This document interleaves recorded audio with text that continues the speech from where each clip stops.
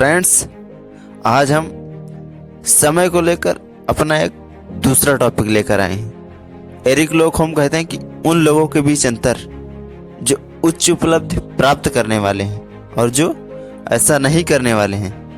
यह फर्क उन तरीकों से होगा जो अपने समय का उपयोग चीज़ों को प्राप्त करने के लिए करते हैं। तो आज हम समय को खराब करने वाले लोगों के लिए एक कहानी लेकर आए हैं जो उनके समय को ज्ञात कराएगी कि समय को बिल्कुल भी नष्ट नहीं करना चाहिए।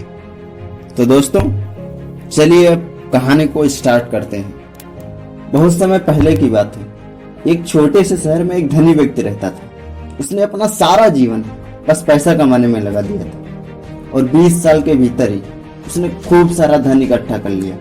उसके पास इतना पैसा था कि वह पूरे शहर को खरीद सकता था, लेकिन अपने पूरे जीवन में उसने किसी की भी मदद नहीं की। उसे अपने बैंक बैलेंस पर बहुत घमंड था, लेकिन उसने अपने पैसों को कभी भी अपनी इच्छाओं को पूरा करने के लिए उपयोग नहीं किया।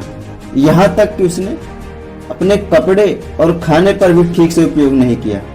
उसने अपना सारा जीवन बस पैसा कमाने में लगा दिया। वह पैसा कमाने में इतना व्यस्त हो गया था कि उसे इस चीज का भी एहसास नहीं हुआ कि वह अब बूढ़ा हो गया है। अब उसका सारा जीवन बीत चुका था। उसने अपने परिवार के साथ भी कभी खुशी का पल नहीं बिताया, कभी आनंद नहीं उठाया। अब वह समय भी आ गया था जब मृत्यु के देवता यमराज ने रात में उसके दरवाजे पर दस्तक दी। यमराज ने बोला, तुम्हारा समय समाप्त हो चुका है, अब तुम्हें मेरे साथ चलना होगा। व्यक्ति ने उत्तर दिया, लेकिन मैंने अपना जीवन अभी जिया ही नहीं। मैं काम करने में व्यस्त था। मुझे अपनी संपत्ति का उपयोग करने के लिए कुछ समय चाहिए, जो मैंने कठिन परिश्रम के माध्यम से वर्षों में इकट्ठा किया है। यमराज ने कहा, नहीं, मैं तुम्हें और अधिक टाइम नहीं दे सकता। यह सीमित है और लिखित समय को मैं अपनी मर्जी से बढ़ा नहीं सकता। आदमी ने कहा, देखो, मेरे पास बहुत सारा धन है। मैं अपने धन का आधा हिस्सा दूंगा। क्या आप मुझे 1 वर्ष और दे देंगे? यमराज ने कहा, नहीं, पॉसिबल ही नहीं है। आदमी ने कहा, ठीक है, मैं आपको अपने धन का 80% दे दूंगा। क्या आप मुझे कम से कम 1 महीने दे सकते हैं? यमराज ने कहा, नहीं। व्यक्ति ने कहा, ठीक है, मैं आपको अपनी सारी संपत्ति दे दूंगा, बदले में मुझे 1 घंटा मिल सकता है। अंत में यमराज ने कहा, आप अपने धन के साथ समय को नहीं खरीद सकते। आखिरकार व्यक्ति ने कहा, मुझे कुछ मिनट दे दो, मैं एक पत्र लिखना चाहता हूँ।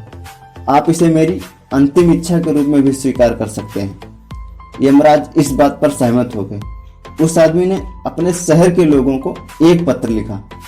उसने अपने पत्र में लिखा कि जो भी इस पत्र को कभी भी प्राप्त करता है वह मेरे संदेश को दूसरों तक जरूर पहुंचाए।